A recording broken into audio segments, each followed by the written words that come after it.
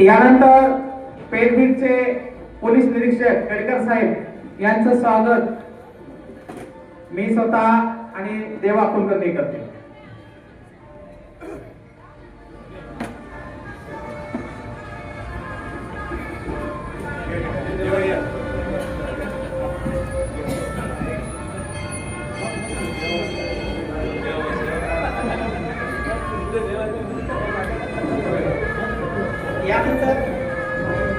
यानंतर गंगाधर नाना काळकोटे यांचं स्वागत प्रधान पवार आणि पांडुरंग जानवळे करतील.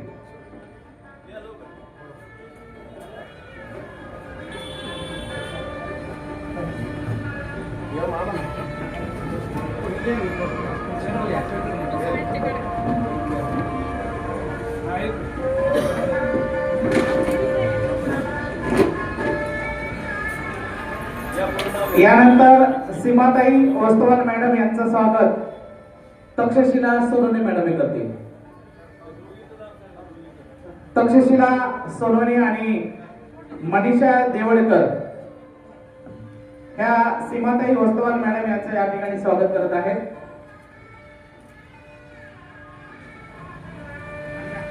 त्यानंतर मयुरी बांगर मॅडम यांचं स्वागत मी अलकाताई डावकर मॅडम यांना विनंती करतो की आपण त्यांचं स्वागत करावं.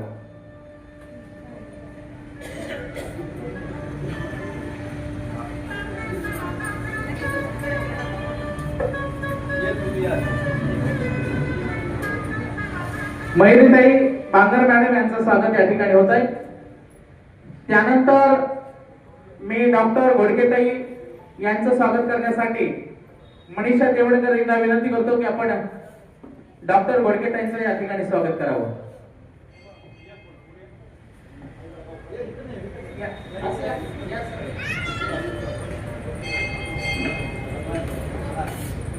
डॉक्टर घोडकेताई यांचं या ठिकाणी स्वागत होत आहे.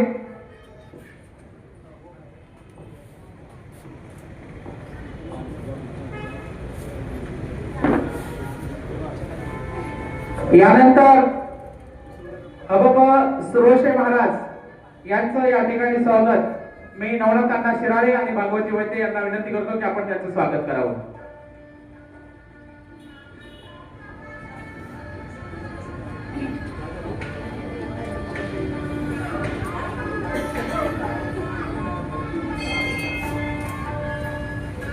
यानंतर प्रतापराव साळुंके साहेब यांचं स्वागत नवनाथ अण्णा शिराळे आणि भागवतजी वैद्य हे करतील.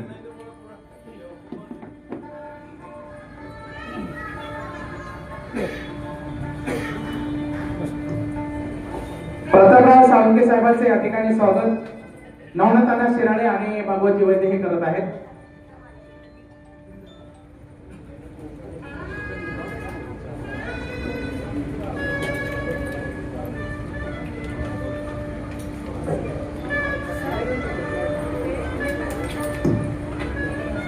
यानंतर आमच्या लोकशाही पत्रकार संघाच्या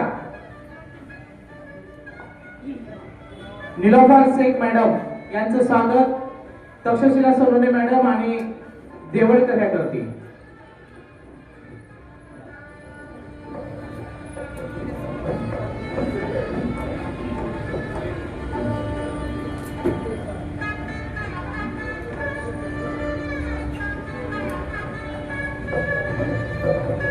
यानंतर शीतलताई चाटे मॅडम यांचं स्वागत तक्षशिला सोनवणे मॅडम आणि देवळकर ह्या करतील.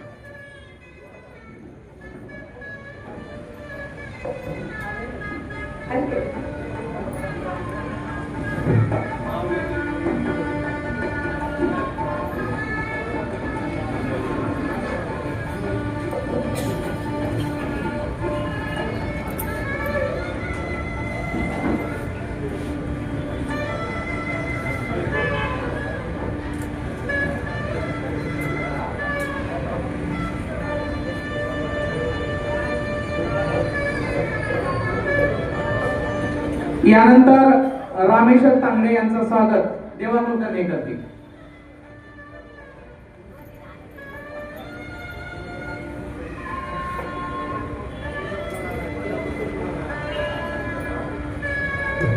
राजकन्या मुंडे मॅडम यांचं स्वागत वर्षा देवळकर हे करतील.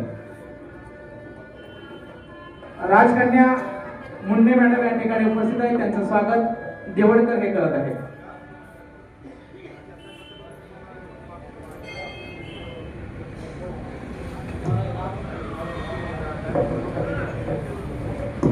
अनिस शेख यांचं स्वागत नवनाथ अण्णा शिराळे करतील. आणि गणेश मायकर आणि नवनाथ अण्णा हे अनिस शेख यांचं स्वागत करतील.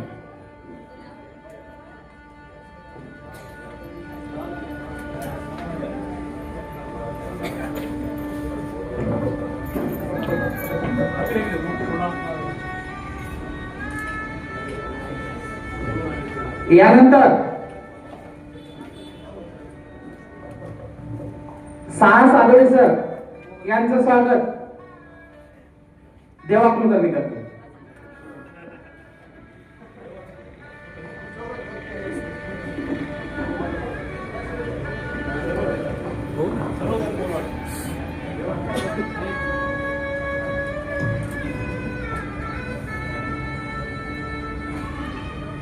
आणि या ठिकाणी आवर्जून उपस्थित असलेले नगर परिषदेचे सीओ साहेब शैलेशजी पडसे साहेब यांचं स्वागत. सर्वांचंच या ठिकाणी स्वागत झालेलं आहे.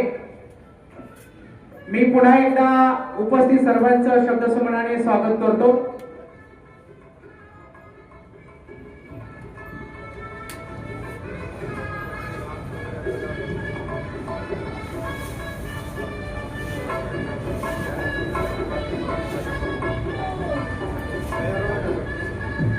जयश्री बस्ते मॅडम यांचं या ठिकाणी सत्कार तक्षशिला सोनवणे मॅडम करतील.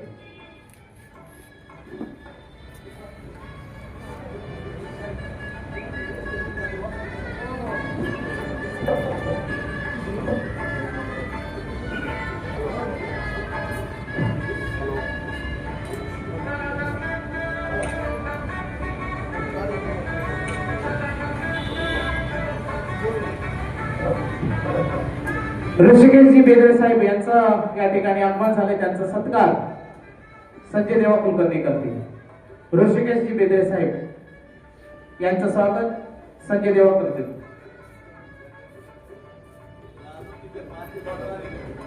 ओसीम आझाद यांचंही या ठिकाणी आगमन झाले. ओसीम आझाद यांचं स्वागत मी स्वतः करतो. ओसीम आझाद यांचं या ठिकाणी आगमन झालेलं आहे, त्यांचं या ठिकाणी स्वागत मी आणि अण्णा नवनाथ अण्णा शिराळे आम्ही दोघं करतो.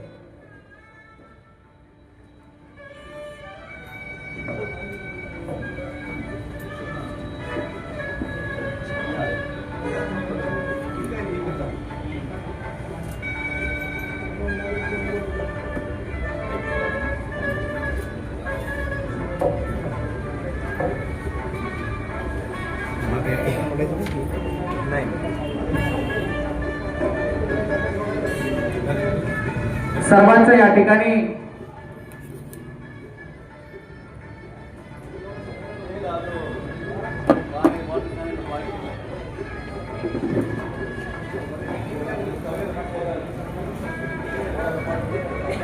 अनिस सर यांचं या ठिकाणी आगमन झालेलं आहे.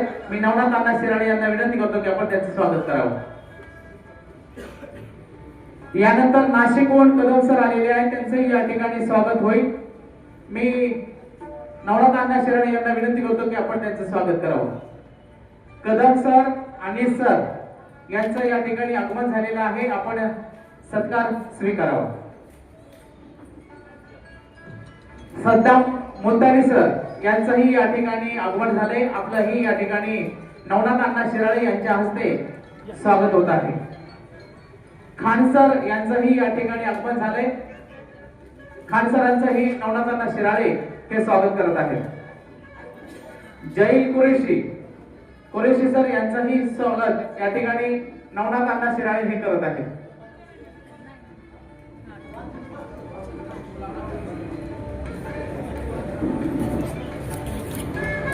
हॅलो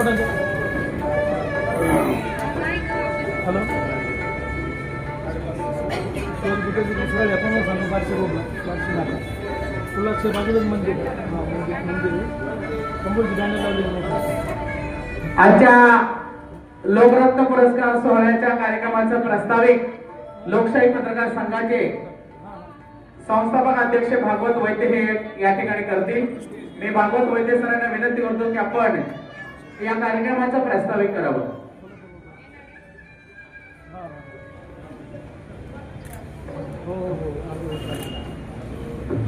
हॅलो, आजच्या या दर्पण दिनाच्या कार्यक्रमानिमित्त आपण सर्वजण या ठिकाणी वेळात वेळ काढून आलात त्याबद्दल लोकशाही पत्रकार संघ महाराष्ट्र राज्य आपले सर्वांचे आभारी राहील. आणि या व्यासपीठावरती आजच्या कार्यक्रमाचे अध्यक्ष यांना अचानक एक काम असल्यामुळं ते या ठिकाणी येऊ शकले नाही. तर आपण या ठिकाणी तहसीलदार साहेब आहेत आजच्या कार्यक्रमाचे अध्यक्ष.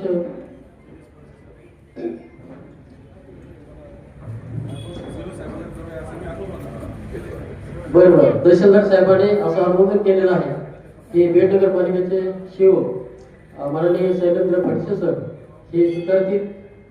आणि स्टेजवरती आमचे बीड जिल्ह्याचे कर्तव्यदक्ष तहसीलदार चंद्रकांत शेळके साहेब यांचं कौतुक करावं तेवढं कमी आहे.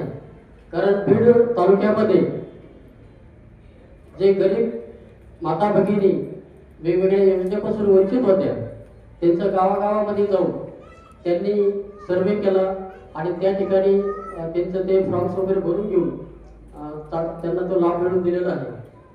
शेतकरी फार्मर आयडिया शेतकरी संदर्भातले रस्त्याचे काही कामं असतील त्यांनी ते बांधावर जाऊन त्यांनी सोडवलेले आहेत.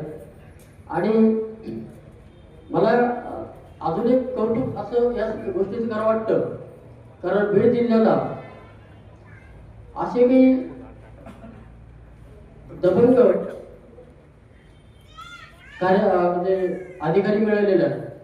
एसपी साहेबांचा जर विचार आपण केला तर आता पाहिलं की नगर रोड ते सोलापूर रोडला एक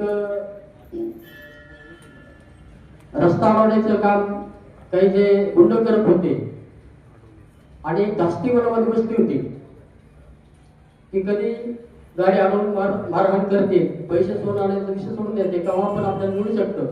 परंतु लाख मोलाचा जो जीव आहे तो कसा वाचावा यासाठी भीती होती. आणि ती भीती एसपी साहेबांनी घालवली. ज्या गावामध्ये चोराचं गाव होतं त्या गावामधून त्या माणसाला उचलून आणून त्यांना जेरबंद केलेलं आहे. आणि जिल्ह्याचे कलेक्टर साहेब सुद्धा याचं बी कौतुक करावं तेवढं कमी आहे. आणि या पद्धतीनं आता नगरपालिकेचं एक पर्व नवीन विकासाचं आपण चालू झालंय असं म्हणायला हरकत नाही. नवीन वर्षामध्ये एक नवीन कार्यकारिणी आणि नवीन नगरसेवक नवीन जोमाने या ठिकाणी कामं करणार आहेत. ते फडसे साहेबांच्या मार्गदर्शनाखाली आणि विकासात्मक बीड शहरामध्ये कामं होतील अशी या ठिकाणी आपण आशा व्यक्त करू. त्याचबरोबर आमचे शेटकर साहेब PI पेनबीडचे आहेत. या अगोदर ते शिवाजीनगर पोलीस स्टेशनला होते. त्यांचं सुद्धा काम खूप चांगलं आहे. त्यांनी सुद्धा अनेक ठिकाणी अवैध धंदे बंद केलेले आहेत. चांगला त्यांनी जम बसवलेला आहे. आणि आता ते अशा ठिकाणी केलेले आहेत जिथं तर गुंडांचं काही कमी नाही. आणि तो भाग एक वेगळ्या पद्धतीने बीड शहरामध्ये नावाजलेला होता परंतु आता तो हळूहळू कमी होत गेलेला आहे. आणि आमच्या लोकशाही पत्रकार संघाचे प्रदेश अध्यक्ष प्रतापराव साळुंके पाटील हे महाराष्ट्रामध्ये जिल्ह्यामध्ये जिथं काही साधी बैठक जरी असेल त्या बैठकीला उपस्थित राहतात. त्यांचं सुद्धा पत्रकार दिनानिमित्त त्यांचं खूप खूप स्वागत. आणि लेडीज सिंगम म्हणून आम्ही ज्यांची ओळख आमचे कुलकर्णी यांनी दिलेली आहे अशा शीतल चाटे मॅडम. आणि सामाजिक कार्य ज्यांनी वसा घेतलेला आहे अशा सामाजिक कार्यकर्त्या सौ शिवाते वस्ताद मॅडम. त्याचबरोबर बेडमध्ये आपण पाहतो की हॉस्पिटल मध्ये वेगळं काहीतरी असलं पाहिजे. गोडके हॉस्पिटल आपण पाहिलं असेल जालना रोडला आहे, शांती हॉटेलच्या पाठीमागं, जिथं रुग्णांना अन्नदान केलं जातं. आज आम्ही पाहतो काही बातम्या पण प्रसिद्धी करतो की अनेक डॉक्टर हे पेशंटला लुटण्याचं काम करतात, परंतु असे काही डॉक्टर आहेत ज्याला देव मानलं पाहिजे. अशातच डॉक्टर सौ उर्मिला घोडके मॅडम आणि घोडके सर मॅडम. त्याचबरोबर सामाजिक कार्यामध्ये अग्रेसर असणारे आणि आपल्या धार्मिक चळवळीमध्ये एक चांगलं काम करणारी व्यक्ती लोकशाही पत्रकार संघाला जोडली गेली. लोकशाही पत्रकार संघाचं आम्ही भाग्य समजतो. आणि येणाऱ्या काळामध्ये महाराष्ट्र राज्यामध्ये आम्ही जिल्ह्यामध्ये नव्हे तर तालुक्यामध्ये सुद्धा मिटिंगला आम्ही जाणार आहोत. असे आमचे राज्याचे प्रदेश उपाध्यक्ष नवनाथ अण्णा शिराळे साहेब या ठिकाणी आमच्या खांद्याला खांदा लावून काम करण्याचा प्रयत्न चालू आहे. आणि या ठिकाणी अजून एक सांगावंच वाटतं मला की नव तरुण एक सामाजिक कार्य करण्याच्या दृष्टीनं आपलं पाऊल उचललेलं आहे. अशा त्या मयुरीताई. आणि या ठिकाणी आमचे अजून एक खाद्य समर्थक आदरणीय आम्ही भाऊ म्हणतो त्यांना, परंतु त्यांची ओळख ही दादा म्हणून आहे. दादा म्हणजे ती दादा नव्हे, दादा म्हणजे एक भावाचं नातं ज्याला आपण मोठ्या दादा म्हणतो असे सुनील दादा महाकोडे साहेब, आमचे बीड जिल्हा अध्यक्ष सास आदोडे साहेब, आणि आमचे एक वेळचे असणारे आमचे मार्गदर्शक आणि संपादक आमचे मालक म्हणून राहिलेले गंगाधर अण्णा काळपटे पाटील. त्याचबरोबर महाराज झालेले आहे आमचे ॲडव्होकेट गोविंद शिराळे पाटील. या ठिकाणी या सोमेश्वर महादेव मंदिराचे जे सचिव आहेत. मला एकच सांगायला आनंद वाटेल, मी जास्त वेळ घेणार नाही. आता बरेच वेळ आपण वाट पाहत होतो, आपण कार्यक्रमाची वेळ खूप झाला होता. तर मी या ठिकाणी हे सांगेन की लोकशाही पत्रकार संघ नुसता महाराष्ट्राच्यामध्येच नव्हे, आता आम्ही भारत देशामध्ये आम्ही शाखा स्थापन करणार आहोत. वेगवेगळ्या राज्याच्या आमच्याकडे काही कार्यकारिणी आलेल्या आहेत आणि लवकरच आम्ही लोकशाही पत्रकार संघ भारत या नावाने आम्ही ओळखलं जाणार आहोत. असे काही इच्छुक प्रदेश अध्यक्षाचे नाव आमच्याकडे आलेले, आम्ही त्यांची पूर्ण शहानिशा करूनच ते कार्यकारिणी आम्ही लवकरच घोषित करणार आहेत. आणि एक सांगायचं वाटतं की शासन आणि जे काही जनता आहे याच्यामधला पत्रकार हा दुवा असतो. शासनाच्या जे काही योजना, नवीन धोरणं आम्ही पेपरच्या माध्यमातून, न्यूज चॅनलच्या माध्यमातून जनतेपर्यंत पोहोचण्याचं काम करतो. त्याचबरोबर जनतेचे जे काही प्रश्न आहेत आणि सर्वसामान्य प्रश्न काय आहेत तर पाणी, लाईट, रस्ते, याच्या पलीकडे एखादी योजना, याच्या पुढे काही मागण्या नाही आहेत. ह्याच मागण्या मांडण्याचं काम सर्व पत्रकार करत असतात. आणि या ठिकाणी आमच्या प्रदेश अध्यक्ष ज्या निलोफर शेख आहेत शिल्लोडच्या, त्यांनी गेल्या काही काळामध्ये नगरपालिकेच्या कर्मचाऱ्यांना, सफाई कर्मचाऱ्यांना किराणा किट वाटप केलं जवळपास 200, आणि त्याचबरोबर 250 ते काहीतरी रक्तदान शिबिर 2 वेळेस कार्यक्रम घेतले त्यांनी. ऑफिस ओपनिंग त्या ठिकाणी केलं आणि राज्याचे जे मंत्री होते अब्दुल सत्तार साहेब त्या कार्यक्रमाला त्यांनी बोलवले होते. अनेक ठिकाणी त्यांनी असे पुरस्काराचे कार्यक्रम घेतलेले आहेत. त्यांचं सिल्लोड तालुक्याचं जे अध्यक्षपद होतं, औरंगाबाद जिल्ह्याचं त्यांना ते पद मिळालं कामाच्या माध्यमातून, आणि डायरेक्ट प्रदेश अध्यक्ष या पदावर ते गेलेले आहेत. तसं त्यांचं काम पण खूप मोठं आहे. सर्वच पदाधिकारी आमचे, आता ते जर सांगायचं झालं तर पूर्ण दिवस निघून जाईल. खूप काही पदाधिकारी चांगलं काम करतात. लोकशाही पत्रकार संघ सर्वसामान्यांसाठी काम करतो. लोकशाही पत्रकारांनी तळागाळातल्या गटांच्या वेगवेगळ्या समित्या स्थापन केलेल्या, त्या समितीच्या माध्यमातून आम्ही नागरिकांचे प्रश्न सोडवणार आहोत, शासनाकडे ते मांडणार आहोत, अधिकाऱ्यांकडनं ते आम्ही करून घेणार आहोत. असं काही आमचं काम महाराष्ट्रभर चालू आहे. आणि दुसरी गोष्ट एक सांगू तुम्हाला की ज्या ज्या लोकांचे छोटे मोठे प्रश्न असतात ते बातमी देऊनही सुटत नाही. जेव्हा आमच्याकडे पत्र येतात किंवा फोन येतात त्या माध्यमातून आम्ही सुद्धा पत्रव्यवहार करतो संबंधित अधिकाऱ्यांना, आणि फोनवर सुद्धा विनंती करतो की बाबा त्यांचं काम ते झालं पाहिजे. आणि अनेक, मला तर खरंच आजचा कौतुकाचा दिवस आहे पत्रकारांचा. या पत्रकारांच्या कौतुकाच्या दिनानिमित्त आपण अधिकाऱ्यांचं पण कौतुक करणार आहोत.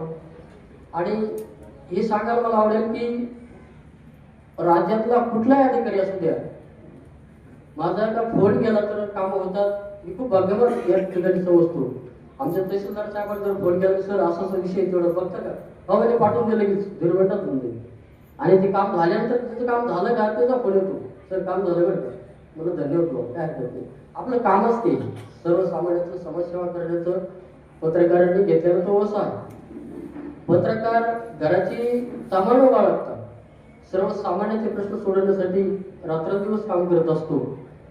आणि म्हणून हा आज पत्रकारांचा गौरवाचा दिवस आहे. या दिवशी सर्वच पत्रकारांना माझ्या लाखोनाच्या हार्दिक हार्दिक शुभेच्छा. आपण या ठिकाणी आलात सर्वजण, त्याबद्दल पुन्हा एकदा सर्वांचं मी आभार मानेन. आणि छोट्या का पद्धतीने व्हायला हा पहिला प्रयत्न बीडमध्ये आम्ही लोणावळा श्रीरामांच्या पाटील यांच्या माध्यमातून आम्ही तो करतोय. अण्णांचं खूप आम्हाला या सर्व गोष्टीचं सहकार्य मिळालं आहे हे सांगायला हरकत नाही, कारण कोणती गोष्ट आम्ही केलं पण ठेवत नाही, बरोबर आहे. जे आहे ते तर आपण सांगितलंच पाहिजे, असं आम्ही रोखोक बोलणारे व्यक्ती आहेत, रोखोक लिहिणारे पण व्यक्ती आहेत. येणाऱ्या काळामध्ये तहसीलदार साहेब आणि शिवसाहेब मला तुम्हाला विनंती करायची, पेटकर साहेब तुम्हाला सुद्धा, की ज्या व्यक्तीवर खरंच अन्याय झालेला आहे, ज्या व्यक्तीला ज्या योजनेची खरंच गरज आहे, अशा व्यक्तीची आम्ही तुम्हाला शिफारस करू. योग्य पुन्हा त्याच्यासाठी तुम्ही तुमची प्रोसेस पूर्ण करा. योग्य त्या पद्धतीनं ती ज्या पद्धतीनं हाताळता येईल ते हाताळून आपण त्यांना न्याय देण्याचा प्रयत्न करावा.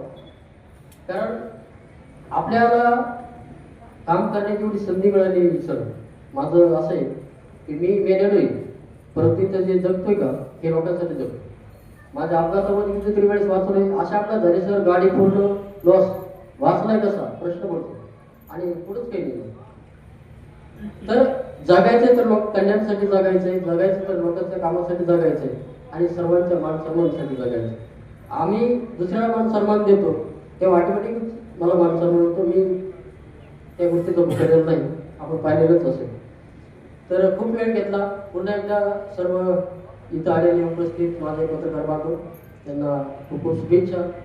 आणि इथं आलेले पूर्ण ज्येष्ठ नागरिक बंधू आणि भगिनींनो सर्वांचं खूप खूप मी मनापासून आभार मानतो. आणि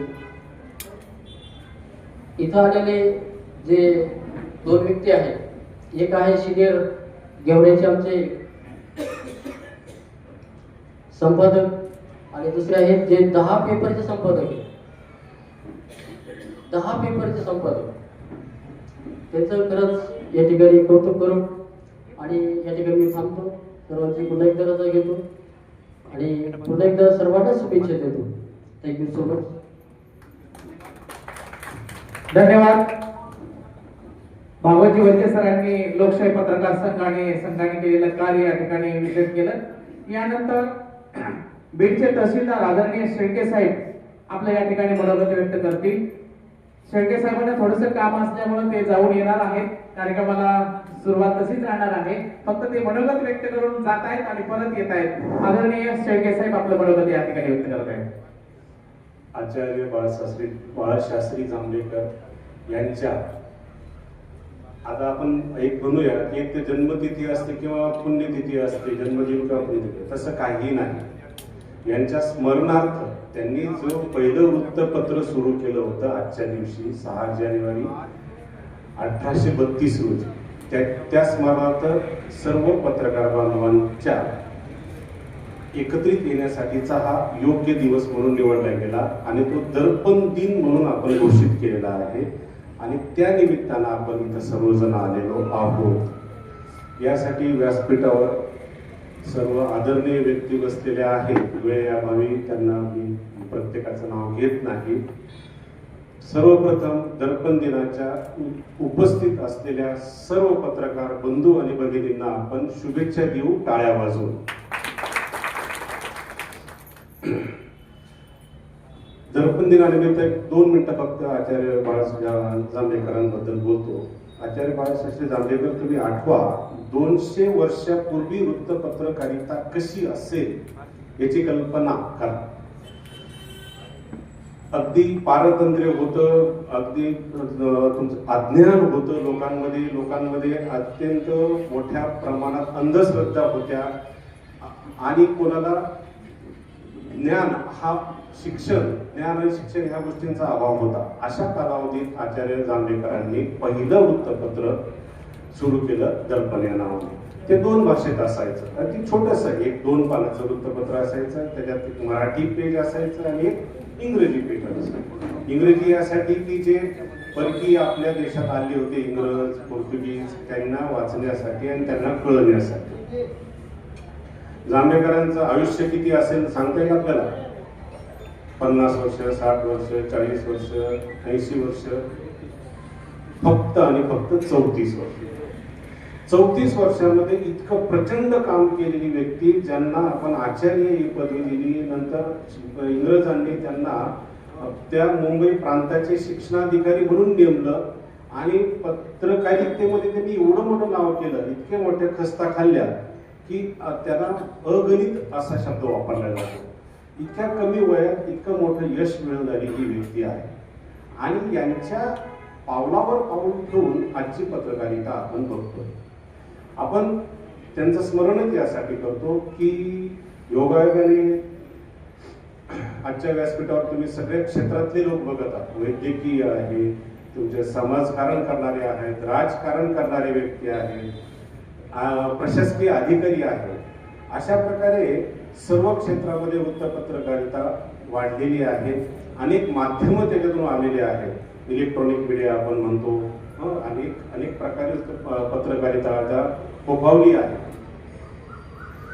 अशा या परिस्थितीमध्ये आपलं स्वातंत्र्य अबाधित ठेवण्याचं कार्य पत्रकारांना करायचं आहे. आपली जी विश्वासार्हता जी म्हणतो आपण, विश्वसनीयता न गमावता पत्रकारांना आपलं काम करायचं आहे. आपल्याला सांगायला आनंद वाटेल की बीड जिल्ह्यामध्ये सर्वाधिक वृत्तपत्र ही नोंदीत आहे. मोठी प्रमाणात इथं वृत्तपत्रांची संख्या आहे, तेवढीच पत्रकारांची सुद्धा संख्या आहे. आणि ह्या सर्वांनी मिळून हा बीड जिल्ह्याचा गाडा हाकण्याचं काम हे करीत आहे. जे पॉझिटिव्ह आहे त्याला पॉझिटिव्हली घ्यायचं, जे नकारात्मक गोष्टी आहेत त्या जनतेसमोर मांडायच्या, प्रश्न मांडायचे, प्रसंगी आम्हाला भांडायचं, आम्हाला फोन करायचे, असे सगळे मंडळी करत असतात. साहेब एवढं काम झालं पाहिजे, तेवढं काम झालं पाहिजे. होय, आता मग मी नावानिशी काही सांगत नाही.